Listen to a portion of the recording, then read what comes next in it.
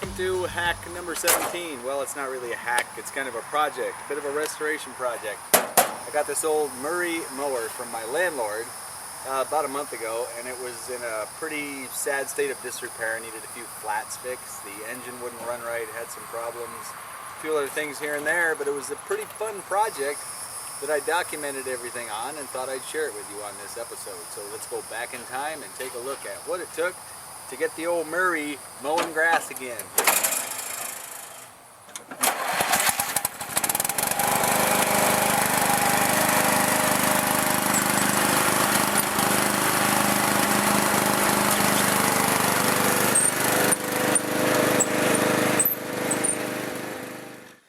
This is a Murray 14.5 horse riding mower I got from my landlord. He gave it to me for free. It started making some noise, he said. To quote him, well, she started to knock in a little, and I don't know really what's wrong. I think it's just carbon buildup. Yeah, okay. So I guess we'll have to find out what that's all about. But what do we got? Good tire, flat tire. I tried cranking on it and had to put a battery in it to crank it some more. This tire seems to be okay. This one's flat. So anyway, I put a battery in it and tried cranking it, and it wouldn't start. So I got to do a little work, see what's up with the engine. Looks like the height adjustment for the deck being the part that has the blades, is kind of stuck, just set on number 4. Looks like the handle broke off. We can probably do something about fixing that, but let's tear into this thing, make it run again. I'll kind of take you through step by step what it's going to take to get it back mowing lawns again. Well, the first things I noticed was the fuel line cracked and nasty and leaking, so I replaced a couple sections of fuel line right here by the fuel turn-off valve. And then the carburetor was a little cruddy down in the float bowl, so I pulled that off and just cleaned it out. That was pretty simple. I didn't really shoot any video of that because it's nothing to it.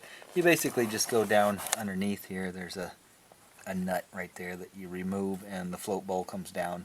It just had some crud in the bottom of it, and I cleaned the float bowl off while I was at it, and scraped off a bunch of crud here so I can see what's going on with the engine. And still won't start though, so a little more work. Well, here's the problem.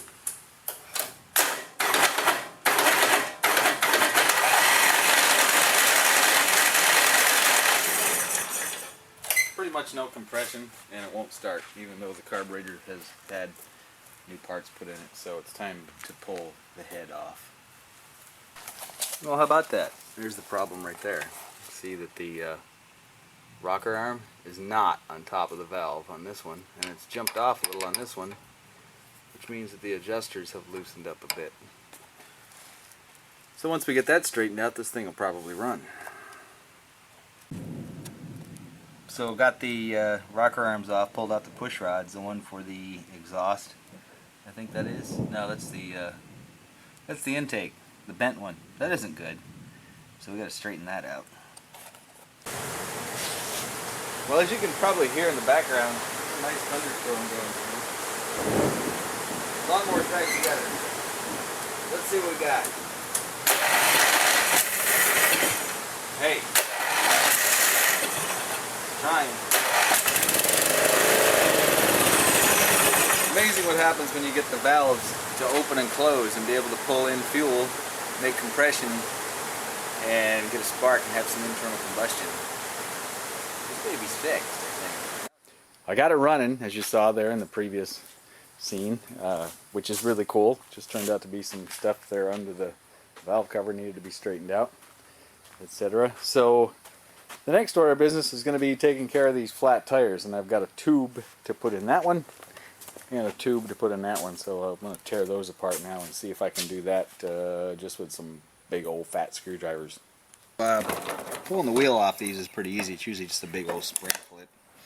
Pull that off, get a washer out of the way, off comes the wheel. Wouldn't it be fun if cars were that easy? Quite a bit of wear on this, but it's not a big deal. I'll just put a whole bunch of grease on there when I put it back together, and it'll be good. So now I gotta get this tire off from this rim.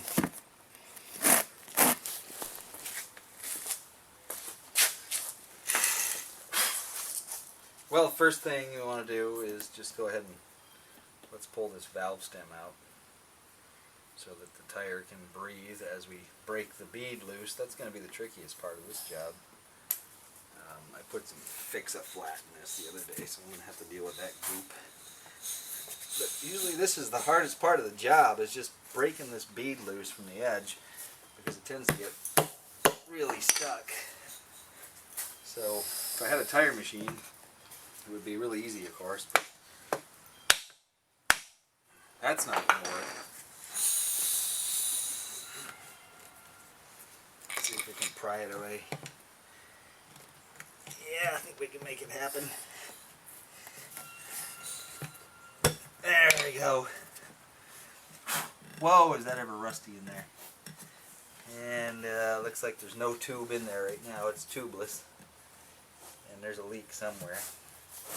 So I don't even really feel like finding the leak. So when you put a tube in, a tubeless tire, you have to cut away the old valve stem. You just need to get in there with a sharp knife or a razor and slice it off like so. Being careful to retain all digits.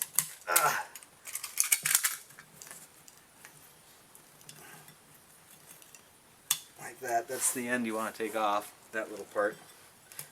And then it just pops out. And then we can poke our tube, put our tube in there and poke the stem out through there. But before I can get the tube in there now, what I need to do is pop this off from the rim. So let's see what kind of luck I have with that. Of course, like I said, with a tire machine, it's always a lot easier, but these are such small tires, you can usually get away with it with a couple of screwdrivers, kind of like when you're a kid doing your bicycle. Beats the heck out of getting another tire, try to plug this one. Tubeless tires on mowers kind of a pain in the butt because so much rust builds up inside the rims. It's just a lot easier to go ahead and throw a tube in them, and then it's just a no-brainer at that point. Pretty simple. Okay, there we go.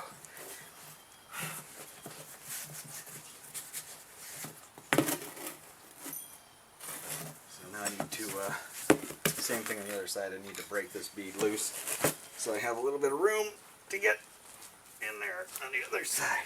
There we go. Feel that rust and crusty stuff? It's actually not so good. You want to try to get some of that out of there. Yeah, it's not too bad. But it's a good idea to feel around for sharp, pokey things since we're putting the tube in. It's pretty good. Alright, let's get the tube and stick it in there. Okay, you know what? There's so much junk inside this tire that I've decided it would probably be a good idea to just go ahead and pull the tire all the way off. So to do that,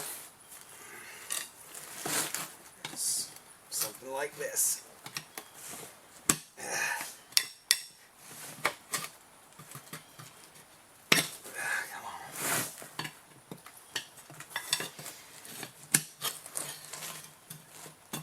There we go. Now I can take this outside and rinse it out with the garden hose and get all the crud and little bits out of there and feel for any pokey things that might be sticking through like a nail. Then we'll put the tube in and stick it back together.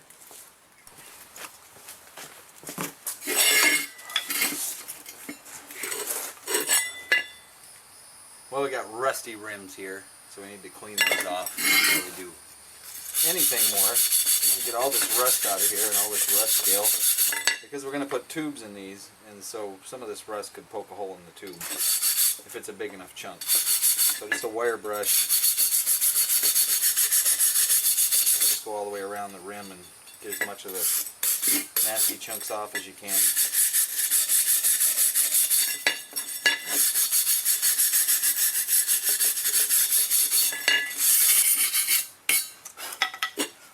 Okay, both the rims are pretty well rust free now, ready for mounting tires on. Alright, this back tire is hurting a little bit. As you can see right there, there's a, a pretty nasty split in the sidewall. But I can get a little life out of this because these things only inflate to 12 psi, so it's okay to, you know, do a little inside boot, as they call it. So I had this old piece of rubber from a mat laying around here. I just kind of cut it to the shape of the tire. And so what I'll do is put it in this area right here where that split is. It'll keep the tube from poking out. Because that's really the only danger here. We're not talking about a big major blowout because it's not going down the highway. It's just rolling around out in the yard on the lawn. So if I put that boot inside there, it fits nicely right down inside there and it'll keep the tube from poking out. Okay, so a little bit of soapy water. Wet that down. Let's get a little bit of air in this tube so it holds a little bit of a shape. That's plenty. Poke it down in there. We'll find the spot that it wants to be. Now let's get the rim in there. Just a little bit of soapy water around that. Just give it a bam. Push it in there as much as you can by hand and then start prying it on. Just go a little at a time. Don't go way over here. Stay like right here. I can get this where you can see it. Put this just a little bit past where it's already on the rim. A little bit at a time. If you do that, it will go real easy. Be careful you don't poke the tube. It's real easy to pinch it. Alright, so that's dropped in on that side. Let's flip it over. You can see the tube is kind of poking around there, stuck in the rim. So I get the rim past the tube first. So I'm just going to reach in and just push that tube on around the rim. You'll have to stretch a little. Don't be afraid to do that. Go ahead and stretch it. Okay, we got that. Now let's go back to this side. This is important to do now. If you forget about this, you're going to be really bumming. So you need to pull that stem up. Okay, there's the valve stem, and we got to poke it through the valve stem hole on the rim. Definitely have to do this now. Later it will not work. Alright, there it is. We got it.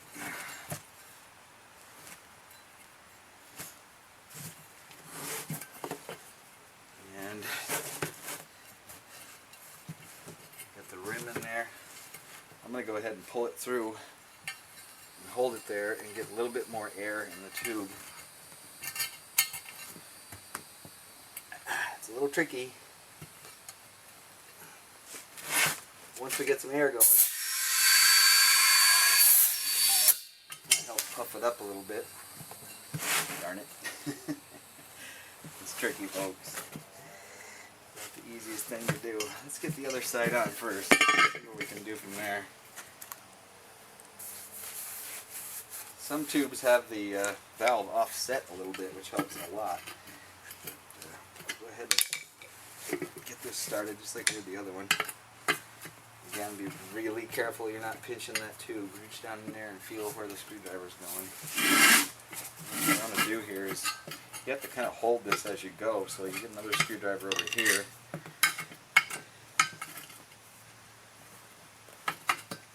And then careful with the tube. This gets real tricky. This part is probably the toughest of all. You can do this too as well. Just kind of push it with your knees and work it around like that. Then go ahead and get down there with the screwdriver. Watch that tube. A little at a time, remember. No need to try to take a big bite. There's also less chance you'll catch the tube and rip it.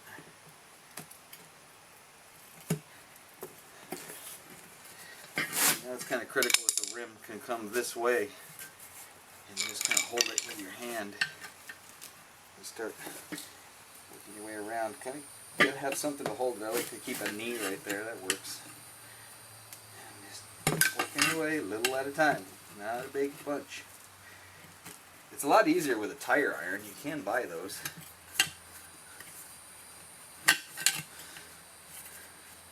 Just keep working around. We will get there eventually. Okay, one more, and we've got it. All right, now let's go back over to the side with that pesky valve stem. Now it's going to be really fun. You're going to push the tire down, find the valve stem. There it is. I'm lucky and get it to poke up through the hole just enough to get the air hose on it. There it is. Come on. Get up out of there. There we go. We got it. Now that I got it there, just hold it lightly. Screwdriver. Get some air in here. Ah.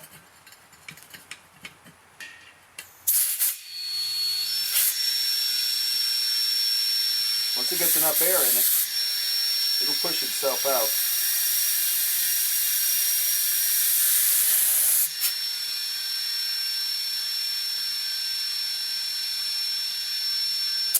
Okay, let's get this out of here now. You can see there, it's trying to work its way up. It's a little crooked. You have to be careful of that. But that's basically it. See how many pounds we have in there. That's it. That's all it takes. 12 psi. We're ready to go. Put the valve cap on there. That's it. One back tire, and there's our split. And I guarantee you that tube would be poking out of there right now if it wasn't for that boot. There we go. How to change a tire. We have wheels mounted up, full of air, all the way around. And there's one more thing I wanted to show you I found here. Right there is a diode. And the one that was on there before had burned out. That lead right there comes from a stator winding on the flywheel. There's a permanent magnet. And it goes by a winding and creates a pulse through induction of electricity. And without that diode, it's an AC voltage. With the diode, since it's just a single pulse, it turns into a nice DC voltage running about 13 volts when it's running. That goes back and charges the battery that's mounted right there underneath the seat. And then the battery's charged up to run the starter and the lights that are on the cowl. I need to mount the cowl back on here now. Okay, now we need to go underneath the mower. This idler pulley needs to come off because the belt needs to run right through there, and this bracket kind of keeps it from popping off like the other one. So I pre-loosened it already, so that just comes down out of the way. Next thing I got to do is take off the deck drive belt. That's right here. Runs around that pulley.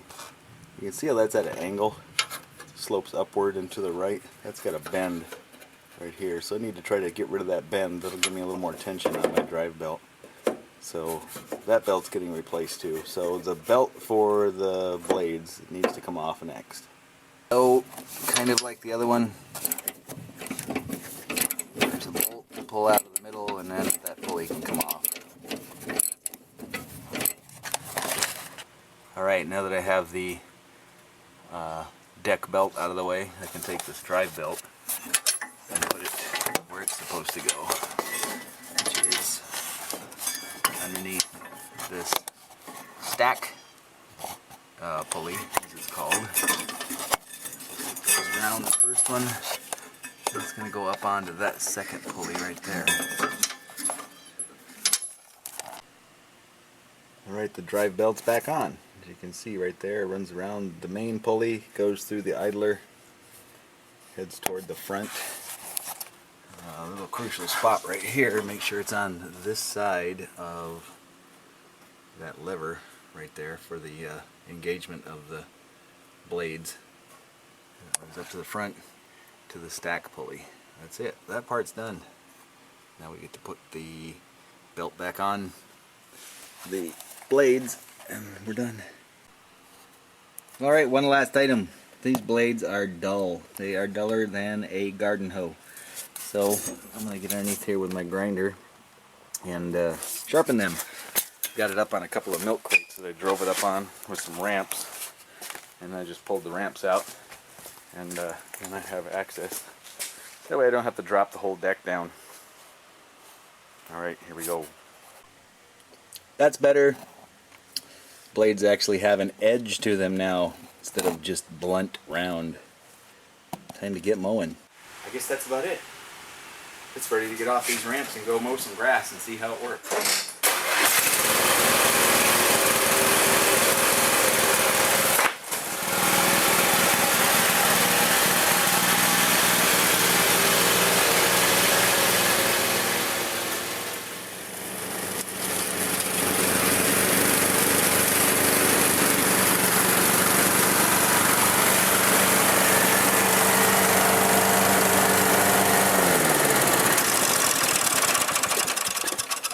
Eureka! It works. My free mower that I'm into for about $100 works great. Had to do some fixer-upper stuff on it, but it's a good mower. It's going to do fine around here to help me out in the yard. A lot easier than pushing the other hand mower. Well, if you have an old mower and you want to fix it up or you see one for sale, I would encourage you to pick it up, recycle it, rather than seeing it go to the junkyard. There's a lot of them out there that can be fixed, and I hope this video is a good guide for you to help you along, because they're all very similar to this one. And you might be wondering where the hack is this week, because this is kind of a restoration project. Well, the hack this week came from the previous owner in the form of this nifty beer holder. I like that. Gotta have some beer while you're out here in the hot sun mowing grass, right? So, until next time, keep on hacking, and I'm gonna keep on mowing.